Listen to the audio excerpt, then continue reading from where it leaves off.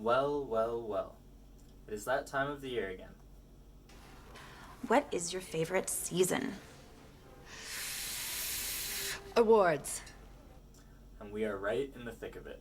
Now, I love seeing which movies get put up for awards, which don't, and which actresses and actors win. Now, every year, I watch all the films that are up for Best Picture, and then I decide what I like the most. And this year, I decided to do a list in which I rank all of them. So I'm going to tell you guys what I like about each film, what I don't like it, and then give it a score. And since my family's dog name is Oscar, I'm going to be ranking all the films out of 10 Oscars. So before I begin, I'd just like to preface by saying I don't know anything about movies. I just like to watch a lot of them. I've never studied film or movies or the techniques that go into making one before. So these are just like my opinions, man. Alright, number 9. To start the list off in ninth place is Ford v Ferrari. This film might be ranked low, but for me it's definitely what belongs in last place. Now, some of the things I liked about this film is I thought it had really good performances from both Bale and Damon. They have good on-screen chemistry together, and I think they show a really wonderful relationship between Thomas Shelby and the driver Ken. Now, I think this film also had some cool cars and some really decent racing scenes. I also liked Shelby's assistant that helps him, as well as the supporting family that Ken has. I think all those actors do a really good job, and it shows. However, I don't really like this movie because it feels to me like a robot watched a bunch of similar movies and was told to make a movie based on an algorithm or something, and this is the movie that came out. It feels really inhuman to me, and I didn't have very much emotional attachment or connection while watching it. I also thought it wasn't very focused in having a strong antagonist. For example, I went into the film thinking that Ferrari was going to be the bad guy, and while watching it, Ferrari has such a minor role. It doesn't seem like they're really even present that much, and the whole Ford v Ferrari thing is kind of overshadowed by other things going on. I also felt like the Ford company was kind of an antagonist, which is weird because you're also rooting for Ford to win the race. But the second in command is obviously trying to undermine kind of the operation that Ken and Shelby have going on, and I didn't think he was a very strong antagonist either. But anyways, I still think it's not a bad film, but just wasn't the best for me. So it gets the ninth spot. I'm going to give it 6 Oscars out of 10. Number 8. Now this spot goes to The Irishman. Some things I liked about this film is I thought that it had really great acting. Everyone delivers excellent performances, and I think they nailed their characters really well. Pesci, Pacino, and De Niro are all fantastic to watch. I like kind of all the tragic flaws that the characters possess as well. I think it's a really interesting story to tell in terms of the history of what occurred despite the length of the film, and so I quite enjoyed learning as I was watching it because I don't really know much about what happened with Jimmy Hoffa, and depending on what's true or not from this story, I think I did learn quite a bit. Now, despite all that, boy oh man, this movie is so long. It really is a marathon. Now, I was watching this on the plane, and my flight was 9.5 hours, and I didn't know if this movie was going to end first or I was going to land. Like, it just feels really, really long, and I felt like it was hard to stay focused because it seemed to be there was a large lack of a plot. It kind of seemed to me like it was just a dramatized retelling of historical events that happened. I didn't think there was any great payoffs either. Like, there's some moments of tension and some long scenes that feel like they're building towards something, and then it kind of just goes nowhere to me. But I still think it's a pretty solid film, and if you like Scorsese and are a big fan of Goodfellas and The Godfather, you'll probably enjoy this. However, I still think those movies are better. I'm going to give this one 7 Oscars out of 10. Number 7. This spot goes to Once Upon a Time in Hollywood. This movie has maybe one of the best ending sequences of any of the films up for Best Picture this year. It is unreal and so good. The acting is also nothing to scoff at. I think Leonardo DiCaprio is fantastic, but in my opinion, Brad Pitt just steals the show. He definitely had the best performance of the film in my opinion, but there were many good ones. I can see why he's getting all these nominations for Best Supporting Actor, and I think he absolutely deserves it. I really hope he wins the Oscar for Best Supporting Actor. I think there's some pretty solid themes in the film, and they aren't very hard to miss. Like, they kind of drill it into your skull pretty straightforward. I think the cinematography was pretty good, and I like the score as well. Being set in the past, some of the tracks they used were really groovy, and I enjoyed that. However, this movie, much like the one I talked about before, The Irishman, is also really, really long. And I don't know if the payoff is worth it for many people for how long this film is. I think personally it is for me. I think that end sequence is so enjoyable, but there are many scenes in this where you build up tension and it goes to nothing, or they're just like boring parts that you might not enjoy. However, I think if you know the history of the Charles Manson murders, then this film is going to be a lot more enjoyable because you probably have some preset expectations and understanding about what happened and you're not quite sure where this film is going to go with it. However, if you're a huge fan of movies with serial killers in them, then I don't know if I'd recommend this, as Charles Manson isn't really even present.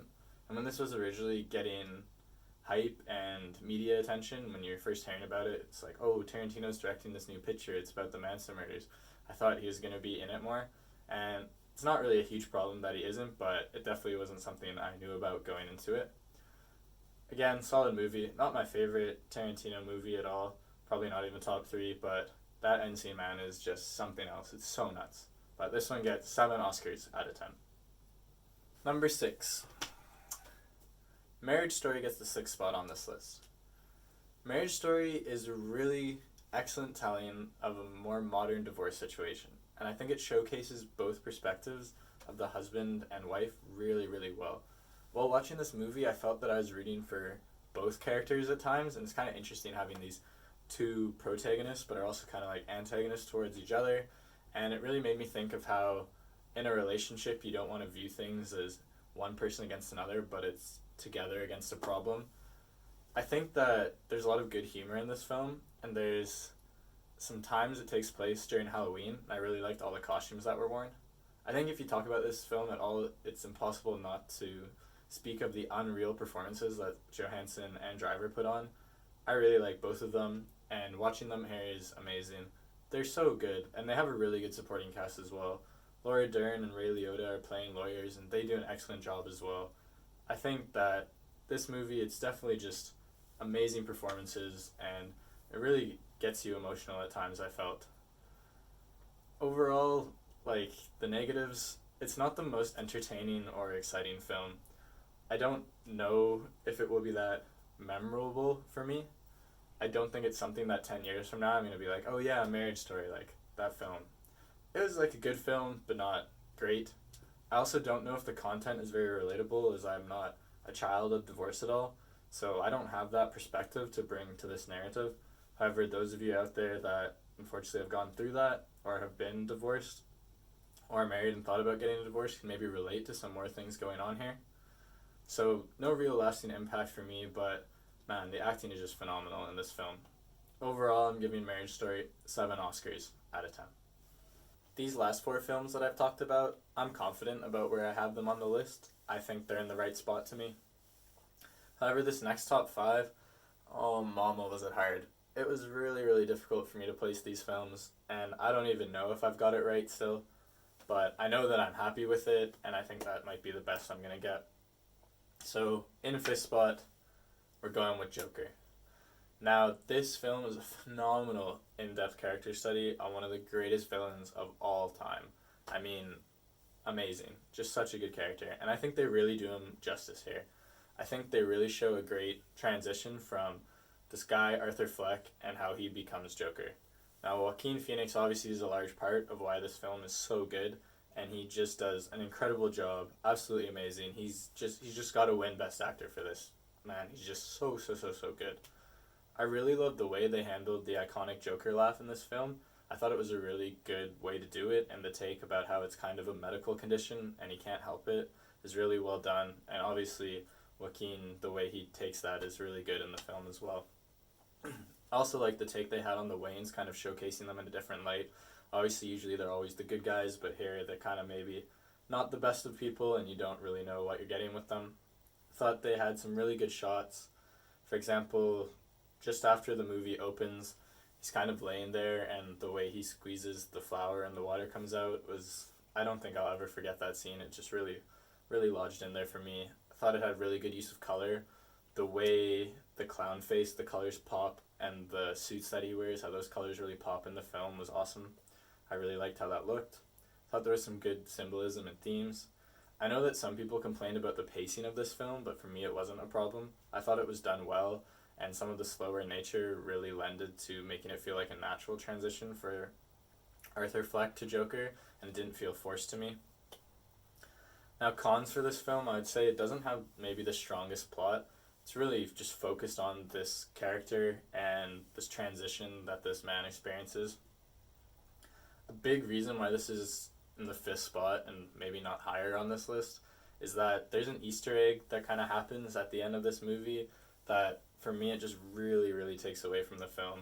Now, I've tried really hard to get over this, and it's just something that I just can't get over that hump, and it just really bothered me that they even included it, but it's in there, and for that reason, it's just down here.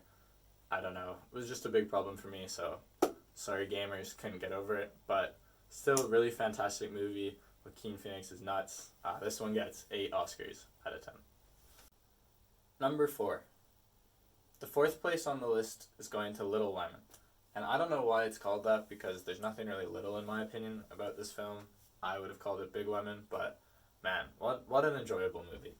There's really great acting and chemistry amongst the cast. I think Emma Watson, Saoirse Ronan, Florence Pugh, and Eliza Scanlon are all wonderful as the March Sisters. They really get on also well on screen, and their performances are great.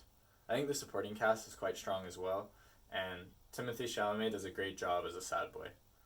I think you get attached to all of the characters as you're following the story, and you're just rooting for everyone's success along the way, which is really, really nice. I think the shifting settings were good as well. The fact that the story doesn't take place just in one location is neat, and it's fun to kind of travel around with them. I quite like the costumes, and the costume design was really good in my opinion. I think it was just really solid. Now, some of the cons, I think that it's a nice story, but it's super safe. It doesn't really take any risks here at all. And I could definitely see this not being entertaining for a lot of people if they know the story, as this is based on a novel and has previously been made into films. So I can understand that argument that it's nothing original, and so I think the 4th spot is pretty fair. I also think the plot, in my opinion, probably could have wrapped up a bit sooner. It feels a little dragged on near the end, but it's not really that big of a crime at all. Also, the score isn't the most memorable, but it's kind of being nitpicky. Little Women is just super good. Definitely recommend it, and I'm giving it 9 Oscars out of 10. Number 3. Earning the bronze medal on my list is Parasite. This film is fantastic and definitely a must-see from the year. It has such an excellent original plot, and the pacing of the film is done very, very, very, very well. I think it's great at building tension, and there's moments while you're watching it where you're just so uncomfortable and not sure what's going to happen next, and you're just dying there with anticipation. Really great job. I think the cast is really good as well. Everyone just knocks their roles out of the park and does justice to the characters. I think it's a genuinely funny film, and I found myself laughing multiple times throughout. There's kind of almost 2 films going on with Act 1 and Act 2. They've got a very different feel to them, but I think the tonal shift that takes place is handled really well. Some of the cons for this film, I felt that one of the characters' motivations near the end didn't feel fully developed, especially from what we witnessed in that first act. However, they kind of hint at some history that this character has had, but they didn't show it, and I guess that's some justification, but for me it didn't feel enough. There are also a few parts in the film that felt like they had a lot of potential and were going to contribute to meaningful parts of the film at the end, but they kind of just wound up being nothing, and that's okay, but I kind of wanted them to contribute some way. There's also one symbol used in the film that wasn't great to me, but I'm sure for others they liked how it worked, but for me it just didn't really land, but that's a pretty small critique. I also lack much understanding about the class shift, if there is one, in South Korea. I feel like this film is kind of making some social commentary on that, and I'm just not educated about the situation there, so anything that it's saying, I couldn't understand those critiques because I just don't know, but I don't think you have to know anything about that to enjoy this film. It's still so wonderful and done really well. This one is getting 8 Oscars out of 10. I really hate the fact that now when I say which film is in the number 2 spot, you're also going to know which one is in the number one spot, but it's kind of unavoidable in these situations, so let's just keep going. Number 2 is going to Jojo Rabbit. This film has so many things that I like in cinema. It's got really nice kind of coming of age tale with young characters, as well as a good balance between some serious themes and comedy, and I do think it really is funny. Just genuinely a funny film to me. I know I saw this with my girlfriend, and she was making fun of me to some of our other friends about how there'd be moments in the theater where a joke might not land as well, and it'd just be silent, and I'd just be laughing still, and that's all you could hear. But oh well, I thought it was really funny. I think Taika Waititi did a really good job here. I think he's a funny guy. Like, I quite enjoyed What We Do in the Shadows and Thor Ragnarok. He does a good job with humor. I also like the plot and premise here.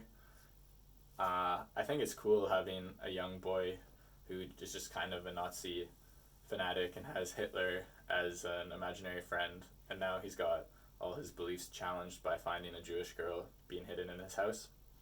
I think all the characters are really likable, and they have good castings for them. And the dynamics that are at play are really enjoyable. I think the chemistry between Jojo and Elsa's good, and their whole interaction just kind of, it's really nice to watch and see how it plays out. Scarlett Johansson's performance was unreal in my opinion. I think she does such a good job playing Jojo's mother. There's one scene where they're in the house and Jojo's father isn't there, and so she pretends to be him, and just that scene is just magnificent, so marvelous. I really hope she wins Best Supporting Actress for this film. I don't know if that's going to be the case, as it seems like Laura Dern for Marriage Story is kind of favorited, but I think this is better in my opinion. I think there are really good costumes and music in this film as well.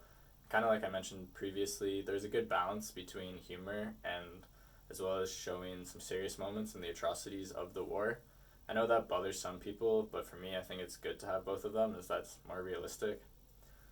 Things I didn't like here were that I felt you didn't build enough of an emotional attachment to some of the characters. Like, I wanted to like them more, but I just didn't find that it was there, and I couldn't make myself feel that way. The plot is also relatively simple. It's not hard to follow what's going on here. Not a complex movie in any way, or a whole lot to think about, I think. I understand the criticism that it's low-hanging fruit to make fun of Nazis, like beating a dead horse, you know, but I think there's some new ways that he does it, at least they're novel to me, and I think it's genuinely funny the way in which he makes fun of them. Overall, I'm definitely going to be watching this movie again and holding it close to my heart. There's just so many things I like about it, and I'm giving it 8 Oscars out of 10. Number 1. Finally arrived at the top spot, and obviously everyone knows now it's going to 1917. This film was just so good at capturing me and keeping me engaged. And I think that's a big reason of why it's number 1 for me and the best picture in my opinion. I was just glued to the screen and just kept wanting more. I was so engaged with this film that it was just huge and so entertaining to me. I think the story itself is just so exciting, and man, even when it ends, I just wanted to keep watching more of this mission that these guys are on and see what they run into, how they handle it, and where they end up. The movie didn't feel long to me at all, although I know some people have felt that way. I think when you talk about this film, it's kind of like buzzed how, oh, it's shot in one take, and I think that's done well. Like, it works really well for the plot of the film, and some people are kind of like, oh, it shouldn't win Best Picture because of this technological achievement of like this one take kind of thing going on, but for me that's not why it's Best Picture. I just think that's a nice addition of why the film is good, and it helps make the film even better. It has some really excellent cinematography and nice shots going on. I also love the bleak kind of color palette that was used, how it feels kind of like faded tones and like kind of earthy throughout. Just looked really good to me, the aesthetic. I thought it didn't shy away at all from showing any of the horrors that the Great War had in it, but I think it handled it in a very appropriate manner and nothing felt extreme or over the top. Obviously it's not a perfect film and there's some things I didn't like. I thought some of the timing of the story felt off to me and kind of weird. Like, how did this transition so quickly, or weren't people just here? Like, where are they now when this is going on? But that's okay. There are also some grandiose moments that were a little bit too Hollywood for me, but at the end of the day, it is a movie, so it's kind of hard to complain about that when it's not a documentary that you're watching and this is fiction. There's also been a big criticism that this is just like an amusement park ride of a film. It's like a wonderful spectacle, but there's not a lot of depth or rewatchability. And I can understand that, but I think that's kind of a weak thing to say. I think you can really enjoy a movie without having to rewatch it again. And for me, like, the fact that I was so entranced by it is fine. And I think it was awesome. I know the characters aren't like people you're going to get really attached to, and the dialogue isn't the best, but I don't think that's an important part of this film or what makes it so good. But I think it's very deserving of Best Picture. Like I said earlier, no film had me glued to the screen like this one and just so invested in what's going on and waiting to see what's happening next. Giving 1917 9 Oscars out of 10 and my Best Picture. Well, we've made it to the end. There are all the movies ranked in my opinion and what my Best Picture is. Thanks if you watched the entire thing. I appreciate it. And thanks to anyone out there that I've watched any of these movies with or discussed them with. I appreciate it. I'm going to keep watching movies and talking to people about them. Who knows if I'll ever make another video. This might end up being the only YouTube video ever that I make, but that's okay. I had a lot of fun with it, and I learned a lot. But thanks again for watching, and I'll catch you.